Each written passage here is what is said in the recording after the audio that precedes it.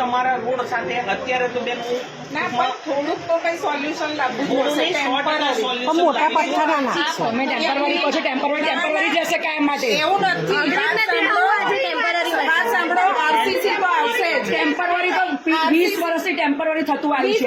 20